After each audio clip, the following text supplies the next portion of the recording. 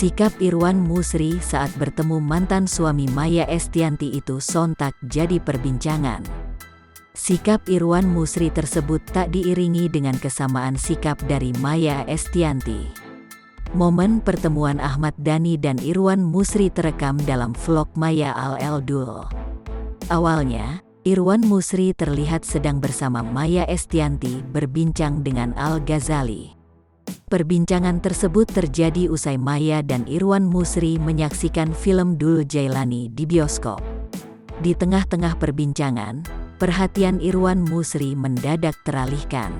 Irwan Musri sontak melihat ke arah kerumunan yang ternyata ada Ahmad Dhani di sana. Melihat ada Ahmad Dhani di depannya, Irwan Musri sontak meninggalkan Al dan Maya Estianty. Dengan langkah cepat, Irwan Musri langsung menyapa Ahmad Dhani dari kejauhan. Melihat sosok Irwan Musri mendekatinya, senyum Ahmad Dhani mengembang. Ahmad Dhani segera menyambut Irwan Musri seraya merangkulnya. Tampak kikuk, Ahmad Dhani lantas memperkenalkan dua anaknya kepada Irwan Musri.